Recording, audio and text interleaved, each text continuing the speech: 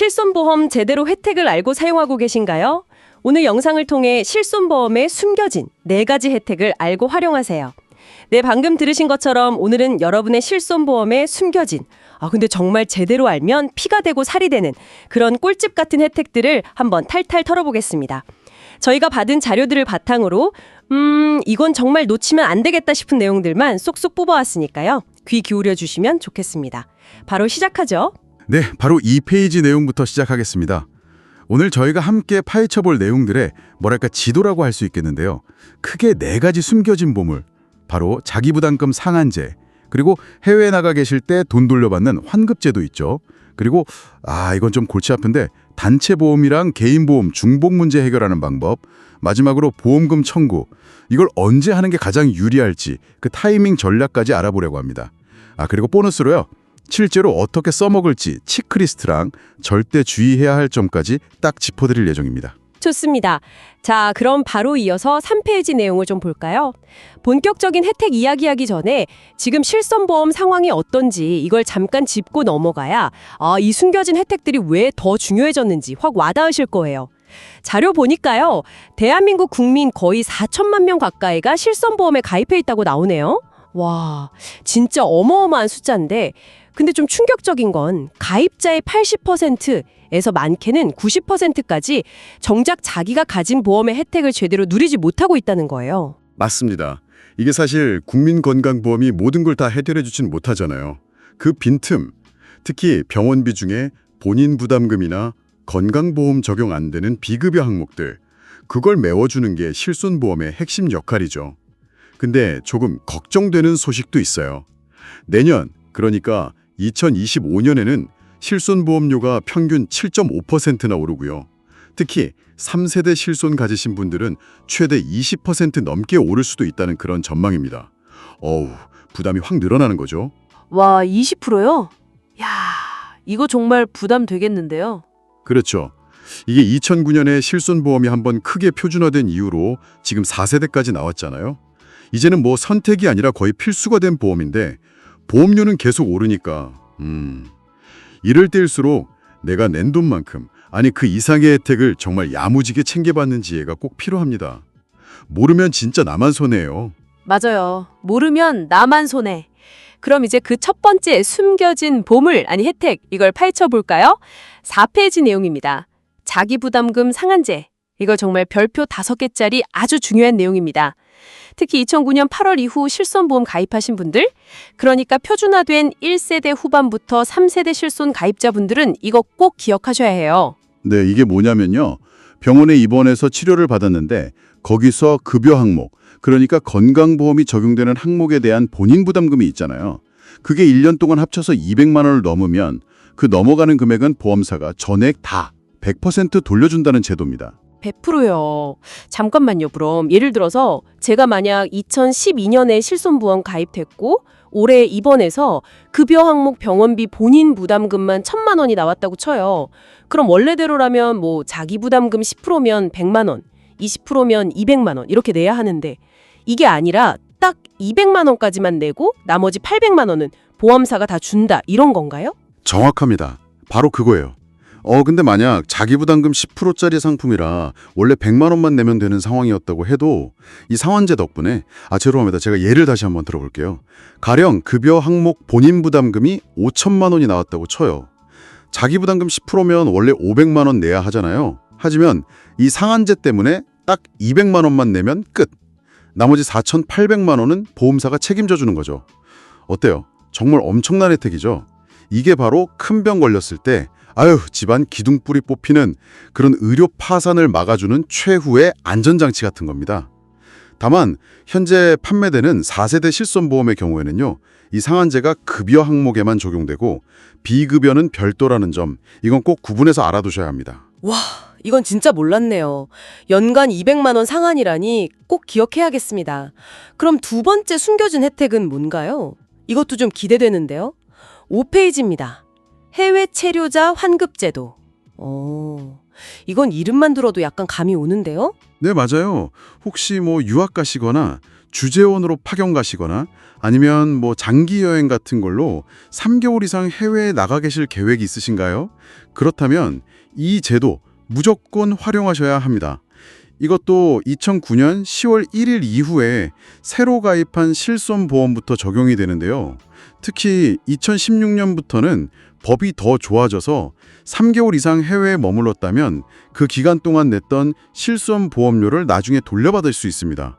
심지어 미리 신청하면 보험료 납부를 잠시 멈출 수도 있고요. 잠깐만요. 그럼 해외 나가 있는 동안은 어차피 한국 병원 이용 못할 가능성이 큰데 그때 낸 보험료를 돌려준다고요? 와, 이건 진짜 꿀팁인데요. 그럼 이거 어떻게 신청해야 하는 거예요? 절차가 막 복잡하고 그런 거 아니에요? 전혀요. 아주 간단합니다. 4단계만 기억하시면 돼요.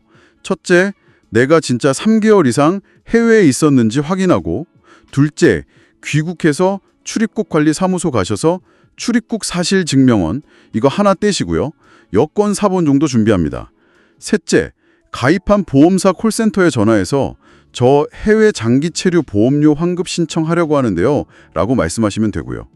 넷째, 안내받은 대로 서류 보내면 끝. 그럼 보험사에서 해외 체류 기간만큼 보험료를 날짜 계산해서 정확하게 돌려줍니다. 귀찮다고 넘기지 마시고 꼭 귀국 후에 챙기세요. 땅 파서 돈 나오는 거 아니잖아요. 그쵸? 그렇죠. 받을 수 있는 건 꼭 받아야죠. 정말 유용한 정보 감사합니다. 자, 그럼 세 번째 혜택으로 넘어가 볼까요? 이건 특히 저 같은 직장인들한테 아주 솔깃한 내용일 것 같은데요. 6페이지 내용, 단체 개인보험 중복가입 해결입니다. 네, 이게 또 은근히 골치 아픈 문제였죠. 회사에서 복지 차원으로 단체 실손보험 들어주는 경우 많잖아요. 근데 내가 또 개인적으로 들어놓은 실손보험이 있으면 이거 보험료를 이중으로 내는 건 아닌지, 보장은 제대로 받는 건지 막 헷갈리셨을 거예요. 근데 2023년 1월 1일부터 제도가 아주 스마트하게 바뀌었습니다. 오, 어떻게 바뀌었는데요? 예정에는요, 이렇게 중복 가입된 경우에 개인 실손보험만 중지 신청을 할 수가 있었어요. 근데 이제는 내가 원하면 단체 실손보험도 중지를 신청할 수 있게 됐습니다. 그러니까 둘 중에 보장 내용이나 보험료 같은 걸 비교해보고 나한테 좀 불리하다 싶은 걸 딱 멈출 수 있게 된 거죠. 와, 그럼 이제 선택권이 생긴 거네요. 이게 왜 중요한 거죠? 어차피 중복 가입해도 병원비 이상으로는 못 받는다고 들었던 것 같은데. 네, 정확히 보셨습니다. 실손보험은 실제 손해본 만큼만 보상한다는 그 비례보상 원칙이 적용돼요. 그러니까 보험 2개 들었다고 병원비 100만 원 나왔는데 200만 원 받는 게 절대 아니란 거죠. 결국 보험료만 2배로 내고 있었던 셈인데 이제 그럴 필요가 없어진 겁니다. 불필요한 보험료 낭비를 막을 수 있게 된 거죠. 허허, 그렇군요. 그럼 중지 신청은 아무나 할 수 있는 거예요. 조건 같은 게 있나요? 네, 조건이 있습니다. 개인 실손보험을 최소 1년 이상 유지하고 있었어야 하고요. 그리고 중지했던 보험은 나중에 회사를 그만두거나 해서 단체보험 혜택이 끝나면 그 종료일로부터 1개월 안에 다시 살릴 수 있습니다. 이걸 재개라고 하는데요. 이때 중요한 포인트, 예전 상품 그대로 살릴 수도 있고요. 아니면 그때 새로 나온 실손 상품으로 갈아탈 수도 있어요. 특히 2023년부터는 원래 내가 가입했던 그 상품으로 재개하는 게 가능해졌다는 점, 이게 아주 중요합니다. 예전엔 이게 안 됐거든요. 아, 그럼 제가 가입했을 때 조건이 되게 좋았던 상품이면 그걸 그대로 다시 살릴 수 있다 이 말씀이시군요. 그런데 혹시 퇴직할 때 뭐 주의할 점 같은 건 없나요? 있죠. 단체 보험 끝나고 개인 실손으로 다시 돌아올 때요. 퇴직하기 전 5년 동안 보험금 청구한 금액이 200만 원 이하여야 좀 더 수월하게 전환될 가능성이 높습니다. 이 부분은 퇴직 전에 미리 한번 확인해 보시는 게 좋습니다. 알겠습니다. 중복가입 문제 이제 선택권을 가지고 해결할 수 있다는 점, 그리고 재개할 때 원래 상품으로 돌아갈 수 있다는 점, 이거 꼭 기억해둬야겠네요. 자, 드디어 마지막 4번째 숨겨진 혜택입니다. 7페이지를 보시죠. 보험금 청구의 전략적 타이밍. 이건 또 무슨 얘기죠? 보험금은 그냥 병원 다녀오면 바로바로 청구하는 거 아니었어요? 네, 보통은 그렇게 생각하시죠. 그런데 이것도 아는 사람만 아는 전략이 숨어 있습니다. 혹시 보험금 청구 언제까지 해야 하는지 아세요? 글쎄요. 뭐 빨리 할수록 좋은 거 아닌가요? 늦어도 뭐 1년 안에는 해야 하나? 잘 모르겠네요. 아닙니다. 상법 제662조에 따르면요. 보험금 청구권은 사고 발생일로부터 무려 3년 안에만 행사하면 됩니다. 3년. 생각보다 꽤 길죠? 네, 3년이나요. 와, 그럼 왜 바로 청구 안 하고 이렇게 묵혀두는 전략이 필요하다는 거죠? 이유가 있나요? 10만 원짜리 실손보험금을 너무 자주 막 1년에 10번, 20번 이렇게 청구하면요. 그 기록이 다 남거든요. 근데 이 자증 청구 기록이 나중에 내가 다른 보험, 예를 들어 뭐 암보험이나 건강보험 같은 거를 새로 가입하려고 할 때 있지 않습니까? 또는 기존 보험에 특약을 추가하려고 할 때 보험사 심사 과정에서 이게 좀 안 좋게 보일 수가 있어요. 아, 이 사람은 병원 이용이 너무 잦네. 앞으로도 보험금 청구 많이 할 위험이 높겠는데 뭐 이렇게 판단해서 가입을 거절하거나 보험료를 더 높게 받거나 특정 부위는 보장에서 빼버리는 등의 불이익을 줄 수도 있다는 겁니다. 아, 그러니까 소액 청구를 너무 자주 하면 나중에 진짜 필요할 때 다른 중요한 보험 가입이 어려워질 수도 있다. 이런 이야기군요. 어휴. 그렇죠. 그래서 두 가지 전략을 생각해 볼 수 있습니다. 첫째, 만약 당장 그 돈이 급한 게 아니라면 병원 영수증이나 진료비 세부 내역서 같은 서류들을 잘 모아두세요. 그리고 3년 소멸시효 넘기기 전에 뭐 1년치나 2년치를 한꺼번에 모아서 청구하는 겁니다. 이렇게 하면 청구 횟수 자체를 줄일 수 있겠죠. 둘째 전략은 만약 내가 조만간 다른 중요한 보험에 가입할 계획이 있다. 그러면 일단 원하는 보험에 가입 신청을 해서 승인을 먼저 받으세요. 그리고 나서 그동안 모아뒀던 실손보험금을 청구하는 거죠. 순서를 바꾸는 겁니다. 이렇게 하면 새 보험가입 심사 때 내 실손 청구 이력이 영향을 미치는 걸 피할 수 있겠죠. 와, 이것도 정말 기발한 전략인데요. 청구 순서를 조절한다. 다만 여기서 꼭 짚고 넘어가야 할 게 있을 것 같아요. 이렇게 청구 시기를 조절하는 거랑 보험 가입할 때 내 건강 상태를 알려야 하는 그 고지 의무랑은 다른 문제인 거죠. 그렇죠. 오, 아주 예리한 질문입니다.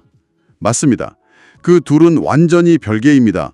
보험금 청구를 나중에 하든 아예 안 하든 보험 가입 시점에 알려야 할 고지 의무 사항이 있다면 그건 반드시 정직하게 알려야 합니다. 이건 조금 뒤에 주의사항에서 다시 한번 강조해서 말씀드릴게요. 네, 알겠습니다. 청구는 전략적으로, 고지는 정직하게. 좋습니다. 자, 그럼 지금까지 알아본 4가지 핵심 혜택들을 실제 생활에서 잘 써먹기 위한 방법을 정리해볼까요? 8페이지입니다. 실전 활용 체크리스트네요. 네, 오늘 들으신 내용을 바탕으로 당장 여러분이 뭘 해야 할지 딱딱 정리해 드릴게요.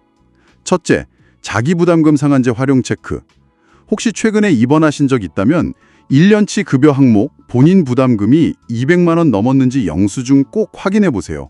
넘었다면 당장 보험사에 전화해서 증빙서류 내고 초과분 돌려받으셔야죠. 안 그럼 나만 손해요. 둘째, 해외 체류자 환급제도 활용 체크. 혹시 3개월 이상 해외 나가실 계획이거나 최근에 다녀오셨다면 잊지 말고 출입국 사실증명원 떼서 보험료 환급 신청하세요. 몇만 원이라도 공돈 생기는 거잖아요. 셋째, 단체 개인 보험 중복 가입 해결 체크. 지금 회사에서 단체 실손 들어주고 있는지, 내 개인 실손은 있는지 확인해 보세요.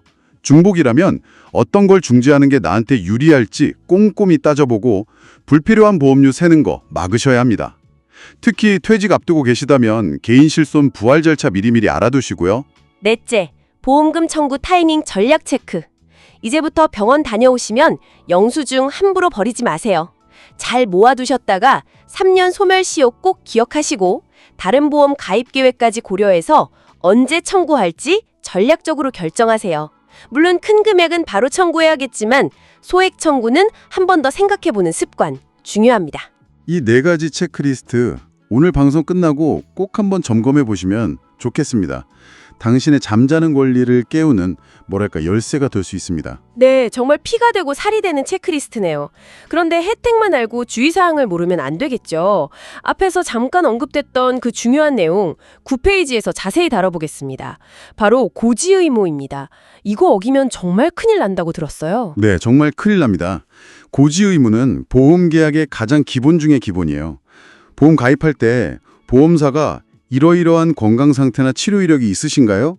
라고 묻는 질문 항목들 있잖아요. 거기에 대해서 사실대로 빠짐없이 알려야 하는 의무입니다. 대표적인 게 뭐가 있냐면요. 뭐가 있죠? 꼭 알려야 하는 것들이요? 좀 구체적으로 알려주세요. 예를 들면 청약일 기준으로 최근 3개월 안에 의사로부터 진찰이나 검사를 받고 치료, 입원, 수술, 투약 같은 의료행위를 한 사실이 있는지 이게 첫 번째고요. 또 최근 1년 안에 의사에게 진찰 또는 검사를 받고 추가 검사, 그러니까 재검사를 받은 사실이 있는지 이것도 알려야 하고요. 그리고 최근 5년 안에 동일한 질병이나 상해로 7일 이상 치료를 받았거나 또는 30일 이상 약을 처방받은 사실이 있는지, 마지막으로 가장 중요한 거, 최근 5년 안에 암, 백혈병, 고혈압, 협심증, 심근경색, 뇌졸중증, 뇌출혈 뇌경색 포함해서요, 당뇨병, 간경화증, 에이즈 및 HIV 보균, 직장 또는 학문 관련 질환 같은 이런 열대 중대 질병으로 진단받거나 치료받은 적이 있는지 등입니다. 와, 생각보다 알려야 할 게 꽤 많네요. 만약 이걸 깜빡하거나 혹은 일부러 숨기면 어떻게 되는 건가요? 거절할 수 있고요. 심지어 보험 계약 자체를 해지해버릴 수도 있습니다. 그럼 그동안 낸 보험료는요? 제대로 돌려받지 못할 수도 있어요. 그리고 한번 이렇게 고지의무 위반 기록이 남으면 나중에 다른 보험 가입하려고 할 때도 아주 큰 불이익을 받게 됩니다. 아까 말씀드린 보험금 청구 이력 관리와는 정말 차원이 다른 문제입니다. 이건 숨기거나 속이면 절대 안 돼요. 그럼 아까 말한 거 청구 이력 남기기 싫어서 병원 간 사실 자체를 숨기고 보험 가입하는 건 절대 안 되는 거네요? 그렇죠. 절대 안 됩니다. 청구를 안 하는 것과 고지를 안 하는 것은 완전히 다른 문제입니다. 고지 대상에 해당하면 내가 보험금을 청구했든 안 했든 무조건 알려야 합니다. 그리고 더 나아가서 서류를 위조하거나 거짓말로 보험금을 타내려고 하는 건 명백한 보험 사기입니다. 이건 10년 이하의 징역 또는 5천만 원 이하의 벌금에 처해질 수 있는 아주 심각한 범죄예요. 현재 치료받고 있는 질병이 있다면 그것도 당연히 알려야 하고요. 명심하셔야 합니다. 네, 명심하겠습니다. 고지 의무는 정말 정직하게. 자, 이제 슬슬 마무리할 시간이 다가오는데요. 10페이지를 보면서 오늘 나눈 이야기들을 바탕으로 우리가 실제로 뭘 해야 할지 구체적인 행동 계획을 좀 세워보죠. 좋습니다. 첫 번째 액션 플랜. 지금 당장 서랍 속에 잠자고 있을지도 모르는 여러분의 실손보험 증권과 약관을 꺼내보세요.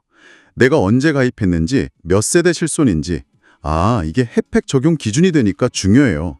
자기부담금 상한제는 적용되는지, 혹시 나도 모르는 특약은 없는지 한번 꼼꼼히 살펴보는 겁니다. 내 보험을 알아야 제대로 써먹을 수 있겠죠? 그렇죠. 두 번째 액션 플랜. 오늘 배운 다른 혜택들도 내 상황에 맞춰 점검해보는 겁니다. 혹시 조만간 해외 나갈 일은 없는지, 회사 단체 보험이랑 내 개인 실손이 중복 상태는 아닌지, 그동안 병원 다녀온 영수증들은 잘 모아뒀는지, 앞으로 보험금 청구는 어떻게 할지 나만의 계획을 한번 세워보는 거죠. 세 번째, 뭔가 확인하다가 궁금하거나 애매한 게 생기면 절대 혼자 끙끙 앓지 마세요. 가장 정확한 건 금융감독원 민원센터, 국번 없이 1332번으로 전화하거나 내가 가입한 보험사 고객센터에 직접 물어보는 겁니다. 아니면 주변에 정말 믿을 만한 보험 전문가가 있다면 상담을 받아보는 것도 좋고요. 어쨌든 정확한 정보가 중요합니다. 마지막 네 번째 제안입니다. 오늘 알게 된 이 유용한 정보들 혼자만 알지 마시고 사랑하는 가족이나 친구들에게도 꼭 알려주세요. 야, 너 실손보험 이런 혜택 있는 거 알았어? 하고요. 좋은 정보는 나눌수록 좋잖아요. 그쵸? 더 많은 사람들이 자기 권리를 찾도록 돕는 것도 의미 있는 일일 겁니다. 맞습니다. 기억해 주세요. 보험은 돈 모으는 저축이 아닙니다. 예상치 못한 질병이나 사고라는 위험에 대비하기 위한 최소한의 안전장치죠. 이것저것 과하게 가입하는 것보다 나에게 꼭 필요한 보장이 뭔지 제대로 알고 그 혜택을 적절하게 활용하는 것, 그게 가장 현명한 보험 재테크라고 할 수 있습니다. 자, 오늘 정말 실손보험에 숨겨져 있던 알짜배기 혜택 4가지와 활용법, 그리고 주의사항까지 아주 깊이 있게 파헤쳐 봤습니다. 그냥 매달 보험료만 꼬박꼬박 내는 그런 수동적인 가입자에서 벗어나서 이제 여러분의 소중한 권리를 적극적으로 찾아서 누리실 때입니다. 네, 오늘 저희가 드린 정보를 바탕으로 당신의 실손보험 활용도를 지금보다 한 단계 더 끌어올리기 위해 이번 주 안에 당장 실천해 볼 수 있는 구체적인 행동 딱 한 가지는 무엇일지 한번 진지하게 고민해 보시면 어떨까요? 그 작은 실천 하나가 미래의 당신과 당신 가족의 건강, 그리고 소중한 자산을 지키는 아주 중요한 첫걸음이 될 수 있을 겁니다.